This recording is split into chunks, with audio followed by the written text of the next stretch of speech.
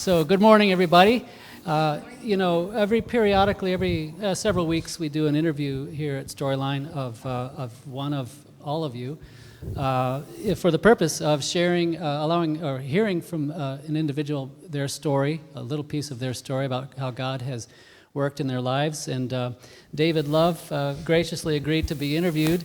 That is David and his wife, Deanna, on the screen. I think most of you probably know who David and Deanna Love are. If you have enjoyed any farm fresh eggs in the last number of weeks, and I would guess we've had 100 eggs probably come through this church, more than that, dozens of dozens. They come from the Love family and their gracious kindness. So thank you, David, for agreeing to be interviewed. Now, for a family name, my guess is that there might not be a better family name than Love. So what kind of a name is Love? What kind of derivation is that? So the name actually only goes to my dad's dad. There was apparently a family squabble between him and his father, and the family lore is he basically ditched the family name and picked another one. And so he chose Love. So if there's a Love out there, they're either an uncle or I'm not related to them. So uncles and cousins are it. But my favorite cup is one that my wife came across, 1 Corinthians 13. Love never fails, and I like to start my morning with that particular cup, and just if I can just live up to the name, life will be good. That's a good verse to claim. I must, just to bring you down a notch, I did read that the name Love, it's probably Old English, but it might share etymology with the French word for wolf, which is loup or something like that. So it might be David Wolf. So be that as it may. Now, we were interested in knowing where you grew up, where your formative years took place. So I grew up in Alaska, Fairbanks, so middle of the state. I was about 5 years old when our family moved up there. My dad moved up there with the military. And I was there in Fairbanks until I was 18, and then I moved to the southern part of the state, south of Anchorage, down on the Kenai Peninsula for a few more years, and then eventually left there for Texas for school. Makes me think of how Adam was formed outside the garden and then placed in the garden. David went from, I don't know if Fairbanks is garden-like, but Kenai is wild, right? Kenai Peninsula's got big brown bears and who knows what else. So that's fascinating. Now, we're interested to know a little bit about the religious background. I think you told me that your father came from quite a religious family, a Mormon family. Yes. Isn't that right? Yeah, so my mom's side of my family, I did not know much as far as them being religious at all. When my grandma passed away, in my mom's stuff, I ended up with her Bible. And she actually had notes in the Bible and little papers that she had put in there. So my grandma obviously read it because the notes that are in there, back when we used to actually write things with a pen, they're actually in my grandma's cursive handwriting. So I know she actually wrote them. And then my dad, he grew up in a Mormon family, but for whatever the reason, didn't see value in that as a young man. And went searching for something else. And it was later on in his life, later 20s, early 30s, when he came across a man who was teaching on the radio, Herbert W. Armstrong, Worldwide Church of God, which, funny as it is actually an SDA split off of a split off of a split off. You know, if it wasn't for breakaways, there'd be no new churches. You know, but it spoke to my dad because a lot of those teachings were straight out of the scriptures. And so I was about 11, 12 years old when my dad started following with the Sabbath and stuff. So, and I was sharing with you, my dad was like crazy cool, you know, because at 12 years old, he basically set me down, me and my older sister, when he wanted to walk that way, and told us he saw value in it, but it was his choice and that we were old enough to make up our mind whether we wanted to follow or not. That's at 12. And my sister kept Sabbath all the time. I did not. I was actively involved in a Boy Scout troop, and we were always going and doing, and it was the weekends. But my family was very social. We spent a lot of time with a lot of people. Church. Yeah, so everybody that was in that congregation up there in Fairbanks, I knew. We spent time with them, and so that eventually led me in a path after my parents moved to Idaho, and I was kind of quote unquote on my own at 18. It eventually led me back into a path that brought me back into contact with church people, Sabbath-keeping church people, and set me on a path to walk. Yes, that's interesting. I think you did tell me that it wasn't until, so at the age of 12, you were sort of advised by your father you would need to use your own mind to decide what made sense to you. Is that right? Yes. But it wasn't for several years later. I think what you told me was you had graduated high school, and your parents then up and left Alaska and came to the lower 48, Idaho, Yeah. and gave you the choice of coming or staying. Yes, yes. And I got the sense that your father wanted you to stay and draw out your own path there in Fairbanks. I think that's actually what was going on at the time. It's kind of a funny story because, again, I'm actively involved in the Scouts. We graduated from high school that summer, took off on a backcountry canoe trip for 2 weeks. When I left, life was normal, everything was great. I came back 2 weeks later from this canoe trip. They dropped me off at the end of the driveway, and there's a for sale sign. My dad had sold the house, sold everything. The truck was packed, and they were leaving, I think, the next morning for Idaho. And he asked me if I wanted to go or not. And I always make the joke, my parents were terrified I wouldn't leave, so they left. We get this failure to launch in our modern society, and my family just said, we're moving to Idaho. The launching pad went down, and the rocket stayed where it was. That sounds like that was a setup. But that's really a meaningful point in your life, it seems, because you suddenly were then really an adult taking care of yourself. Yes. At the age of 18. And how was it that at that point you began to have interest for yourself, I think, in the Bible, yeah, and in finding or involvement with the church family? Yeah, but for me, as I look back on my life, I desperately needed all of those things to happen. Just as I've lived the intervening years and learned a lot about my wiring and my personality, I needed to know that my calling was my calling, not something I did because I grew up in a faith. I would have questioned it. I still question things, and I look back and I go, is this me and my heart and my choice, or am I doing it because of the peer pressure and the society and the church and the way that I was raised? Am I just walking it because I'm walking it?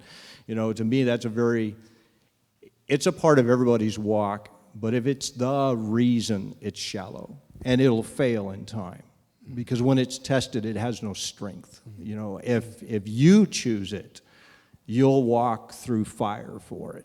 But if you're doing it because of the pressures around you, when that support system goes away, you will fail. So at 18, you were forced to decide for yourself what was important, and it sounds as though you made a commitment to stand upon beliefs as you felt convicted by them.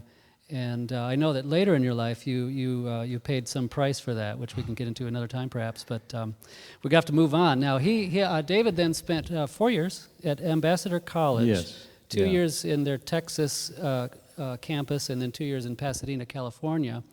And I wanted to take a quick side note of that. It was during that time, it was a Bible college called Ambassador College. It was either during that time or afterwards that you spent 2 summers on an archaeological dig. Yeah, so it was the summer after my junior year and my senior year. Of the college, yes. Yes. And so where were you at that point? Where was the dig? And you can forward the slide once. Yeah, so the excavation was in the northeastern part of Syria. From where the tell was, when you're standing on top of the tell, the old city mound, you could look north and you could literally see the line of machine gun towers that delineated Syria and Turkey. And you could see the mountains just to the north and the canyon that all of the tin trade and stuff came down through. The caravans would come down through. Awesome location. When David described to me those 2 summers and what was going on there, a bell began to ring in my brain. I had read a book just last year that it turned out to be largely about the city that David helped uncover, an ancient city called Urkesh, Urkesh. It's in the middle of that red circle up there. We won't take much time with it, but it turns out that Urkesh was religiously, in the pagan religions of the ancient Near East, Urkesh evidently played a very important role, like 2,000 years before the Israelites came back to Canaan from Egypt. So it's an ancient pagan religion that Urkesh was sort of the center of, which is quite fascinating. And that's, do you recognize that picture at all? When I was there was hardly no excavation. The year I was there, I believe, was the first or the second year of the real excavation. Literally, we were still removing grass and loose dirt at the top. The second year, we got into some burned zones and got into some arrowheads and spearheads, and there was not much there. It was kind of fascinating to watch the development of the excavation over the years. I would bump across it reading biblical archaeological review and stuff like that. To see what was going on there what's afterward. going on with it. Well, as we dig into your life a little further, probably the greatest treasure, I'm going to assume, the greatest treasure ever unearthed in your own life then came into your life not too many years after that. No. So, yeah. Who are we talking about? We're talking about that lady sitting back there. Yeah. How did you meet Deanna? So, how do I tell this story? Okay. Well, there's so many facets. This is the fun part of it to me. So after college, I spent some time with some friends that lived in another area, and my wife had started attending. My wife grew up. So I grew up in relatively a Sabbath-keeping, annual holy day-keeping family. So I'm 12 years old and on. When my wife was about 12 years old, she felt a calling to go to church because of things that were going on in her life, and that was a Sunday-keeping church. And then she had been drawn into this same faith later on in her teens, and then we met because I went into that area with my friends, and it was a big church area, and she was one of the young adults that were there. In San Diego. In San Diego, Escondido area, yeah. And so because of the communal young adult thing that was there, we eventually got to know each other. It was kind of funny. I mean, when we first got down there, I'm a scrawny, skinny little guy, and she didn't think too much of that. And she had a couple extra pounds, and I didn't think too much of that. So, so we kind of knew of each other. And then over the span of a year or two, we got to, we just saw each other more and more, and started to share more with each other. And one day she sent me a letter asking for some advice that if a girl was interested in a guy and the guy really wasn't showing much attention. Totally indirect. Yeah, would it be okay for her to say something to the guy? And I'm thinking she's talking about some guy. Asking for a friend. As advice, I had no idea I was the guy. That's awesome. Well, so you were married in 1989. Yes. Is that right? Yeah. And you have 2 children. Yes. Your son is Ryan, and your daughter is Erin. And how old are they? Oh, let's see here. He's going to be 33 here pretty soon, and she's 30. Okay. So. Yeah. These interviews are much too short, but I do, and I love that story. I hadn't known that was going to come up, that indirect approach. I saved it. We'll have to circle back and find out how that actually played out. Well, you can tell how it played out. Yeah. She said something. I finally got it through my thick head. She actually liked me. What a moment that is when you realize she likes me. I don't believe it. I want to hear from you, David. You mentioned it a moment ago. We don't have much time left, but you did mention that you grew up in a church family that kept the Sabbath, but also observed the feast days from the Old Testament. Now, this is a Seventh-day Adventist church primarily, or in its DNA, and Seventh-day Adventists don't observe the feast days. We take the entire Old Testament very seriously, we hope. But I would like to know from you, what about the feast days would you like other Christians that maybe don't observe them to sort of understand about the way you see their function, just sort of broadly? Yeah. So I could approach it from two angles. They both end up in the same. And that is that, having grown up in that particular ideology, the annual festivals or annual Sabbath days to me, they paint a storyline picture, an outline, chapters in how God is bringing salvation to humanity through Christ. And it goes all the way from Christ our Passover to Christ our wave sheaf being offered up to coming out of sin, Pentecost. You got to have God's Spirit and presence with you. And then we go to trumpets, the return of Messiah, atonement, justice finally being rendered out, Feast of Tabernacles, a righteous kingdom for 1,000 years, and the eighth day, toes into eternity. What does it hold? We don't know, but it's amazing because God is amazing. Can we all say amen to that picture? And it's right there in our Bible. And by the way, one of the best set of books that I've ever seen on the feast days is written by a Seventh-day Adventist, Samuel Bakioki, 2-part book series, a ton of detail on them, and he did a really excellent job of bringing out the historical and the futuristic aspects of those days. Wonderful, So, wonderful. Yep. This is the last question for you. What has surprised you, or what surprises you about God the Father?